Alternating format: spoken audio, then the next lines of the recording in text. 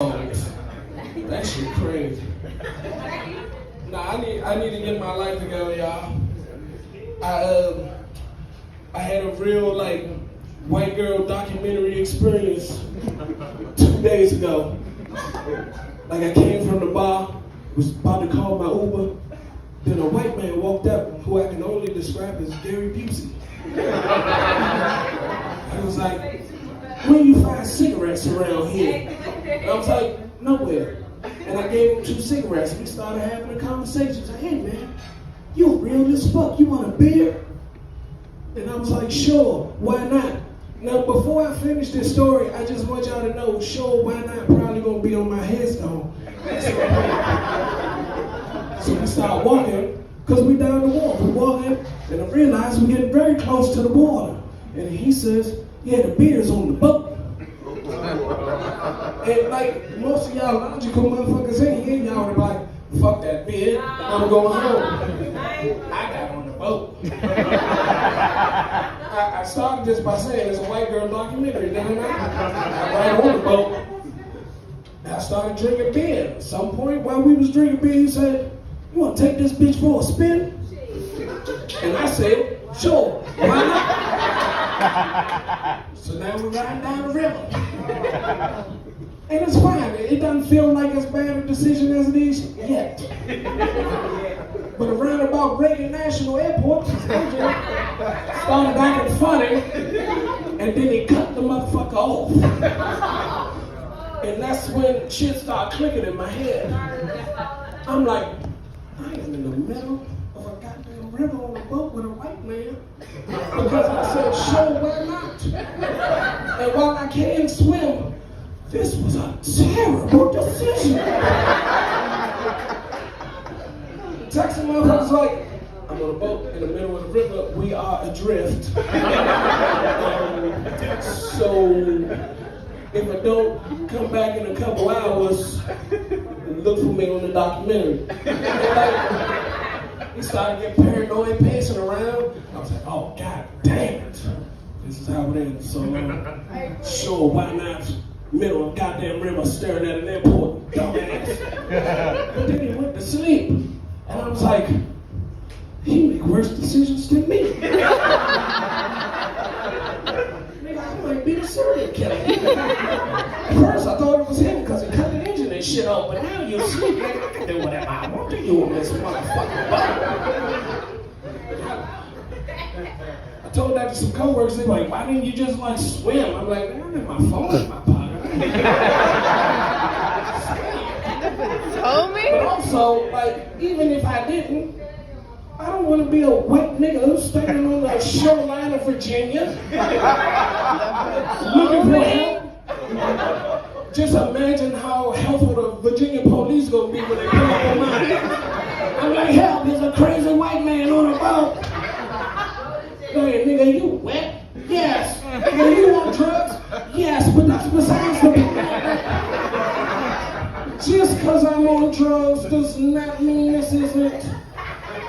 Ted Bundy might be in the middle of your river. Am I really your problem right now?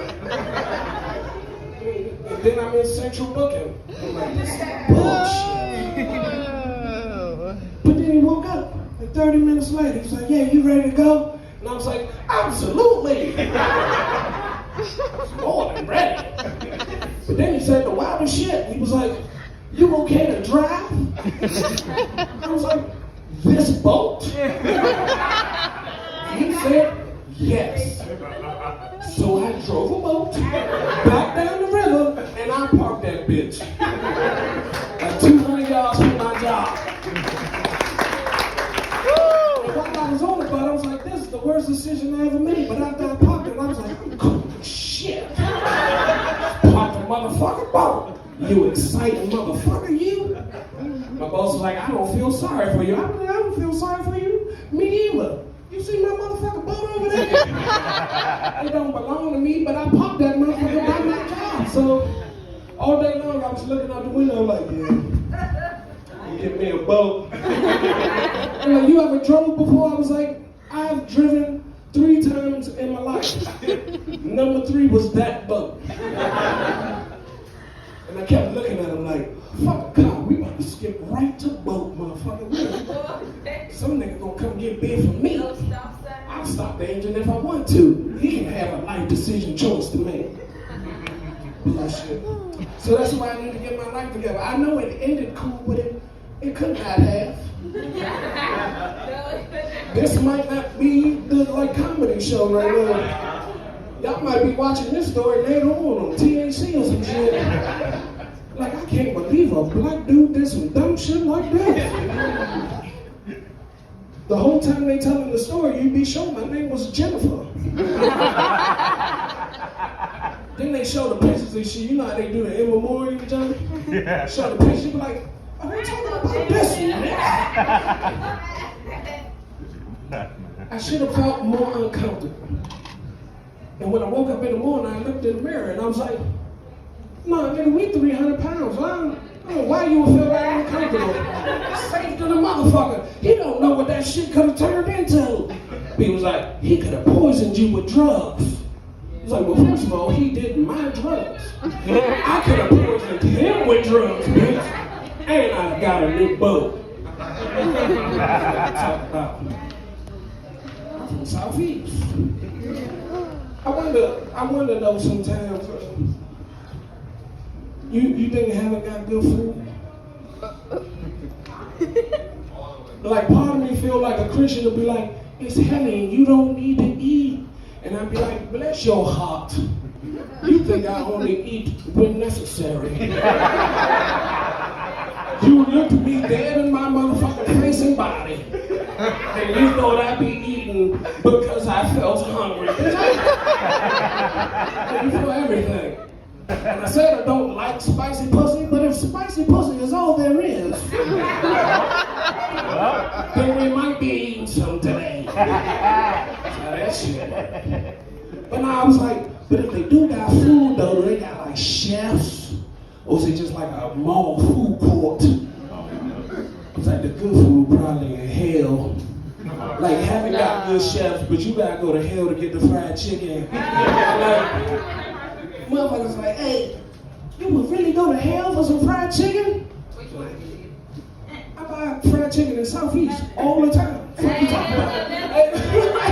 My nigga, I don't know if you know this, but the danger's the same, nigga. You walk into the wrong Popeyes and you might as well be in hell. She's like, why didn't you feel unsafe around that white man? Man, you ever been around 6 thugs with shifted, fucked up personalities? Thank you, Tom. I got thug friends. But sometimes you never really know how friendly they are. I might say a joke and he might not find it funny. And unlike y'all, silence is not going to be the worst thing that happened to me. Now I'm fighting off kicks and punches. Nigga, that was a joke. I know your baby mother ain't a whore. I don't got no kids. Can y'all tell? If I had kids, wouldn't that first story have been so much worse? Like, this nigga left his children at home and got on a boat with a white man. But you know who worse than me in that whole situation? Whoever the fuck got pregnant by me, dumb bitch, you dumber than me. What's wrong with you? I make poor life choices. Comedy is not one of them, I guess.